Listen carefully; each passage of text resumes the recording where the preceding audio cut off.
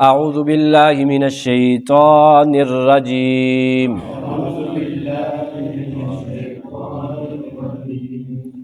بسم اللہ الرحمن الرحیم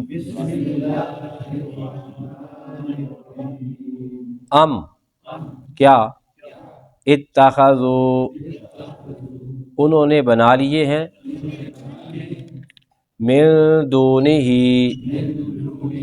اس کے سوا آلہۃً اور خدا قل اے حبیب آپ فرما دیجئے ہاتو لے آؤ برہانکم اپنی دلیل ھذا یہ ذکر نصیحت ہے من معی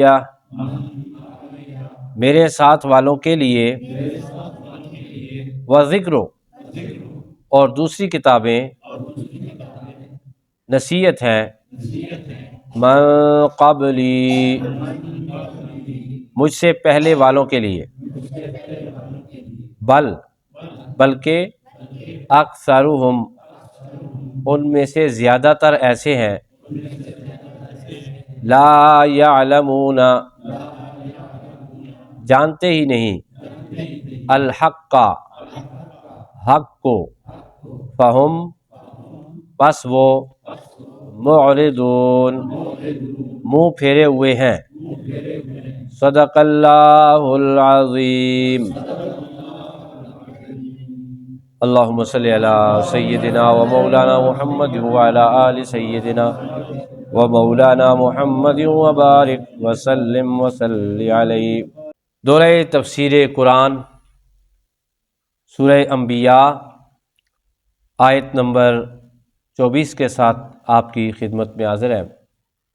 آج کی آیت کریمہ میں بہت خوبصورت دلیل موجود ہے۔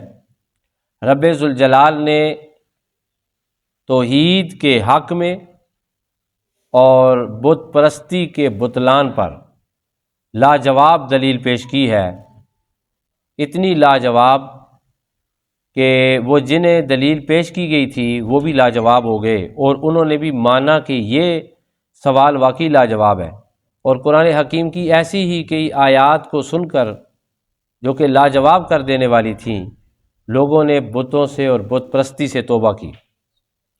ذرا دیکھیں رب ذوالجلال قرآن حکیم میں کس حکمت اور بڑی خوبصورتی سے نصیحت فرماتے ہیں، اور بت پرستی پر ایسی چوٹ پڑتی ہے کہ توحید کا ڈنکا بجنے لگ جاتا ہے۔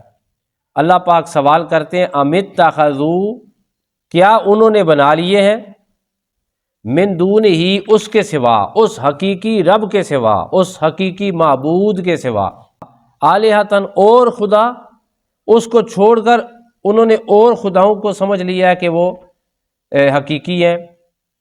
اس کو چھوڑ کر انہوں نے بتوں کو تراش کر کبھی درختوں کے سامنے، کبھی آگ کے سامنے، اور کبھی چاند اور سورج اور ستاروں کے سامنے ناسیہ فرسائی کرتے ہیں، یعنی اپنی جبین جھکاتے ہیں، انہیں خدا سمجھتے ہیں۔ اللہ کی مخلوق کو ہی خدا بنا لیا انہوں نے۔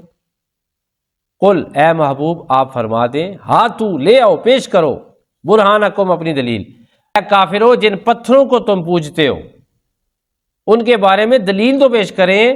جو بندہ دعویٰ کرتا ہے اس سے دلیل بھی پیش کرنی ہوتی ہے۔ خدا تعالیٰ کی الوہیت، قدرت، اس کی وحدانیت اور اس کے وجود کے بارے میں پورا قرآن، نبی پاک صلی اللہ علیہ وسلم کا وجود اور کائنات پوری کی تخلیق، یہ بہترین ثبوت بھی ہے اور دلیل بھی ہے۔ اللہ پاک فرماتا ہے کہ وہ جن تم پوچھتے ہو ان کی دلیل تو پیش کرو، ان کی دلیل پیش کرو۔ اللہ پاک فرما رہے ہیں ھذا ذکر، یہ قرآن ہے، من معی میرے ساتھ والوں کے لیے، جو مجھے فالو کریں گے، جو میری پیروی کریں گے، جو میری امت ہے، ان کے لیے یہ قرآن ہے، اس کے اندر سب کچھ ہے۔ یا پھر وہ کتابیں جو مجھ سے پہلے اتری ہیں، جنہیں تم مانتے ہو کہ پیغمبروں پہ اتری ہیں، نبیوں پہ اتری ہیں، انبیاء پہ اتری ہیں، وہ کتابیں جو ہیں کوئی دلیل پیش کرو، تمہارے پاس تو کوئی دلیل نہیں ہے۔ اللہ پھر خود ہی فرماتے ہیں بلکہ اکثرہم لا یعلمون الحق، ان میں سے اکثر ایسے ہیں جو حق کو جانتے ہی نہیں۔ اللہ نے یہ نہیں فرمایا کہ وہ سارے کے سارے حق کو نہیں جانتے، ان میں سے کچھ ٹوٹ کے حضور کی بارگاہ میں آ گئے ہیں۔ کچھ لوگوں کے دل اور دماغ زرخیز مٹی کی طرح ہے، ان پر جس وقت تبلیغ کی آبیاری ہوئی تو انہیں رب ذوالجلال نے اپنی توحید کا خوبصورت عقیدہ عطا فرما دیا اور انہیں اپنی بارگاہ میں جھکنا نصیب کر دیا۔ اللہ فرماتا ہے بل اکثرهم لا يعلمون الحق، بلکہ ان میں سے اکثر ہے جو حق کو جانتے ہی نہیں، پہچانتے ہی نہیں۔ ان کے دلوں پر بھی مہر ہے، ان کی آنکھوں پر بھی مہر ہے۔ دیکھ سن کے جو بندہ حق سے روگردانی اختیار کرے، اس جیسا بد نصیب کون ہے؟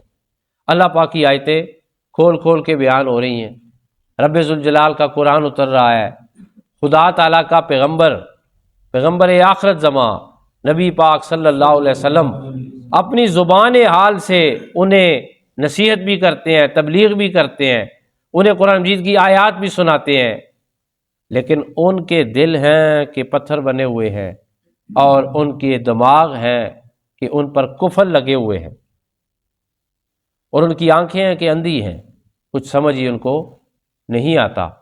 اس سے بڑی بد نصیبی کیا ہوگی؟ فَهُمْ مُعْرِضُونَ،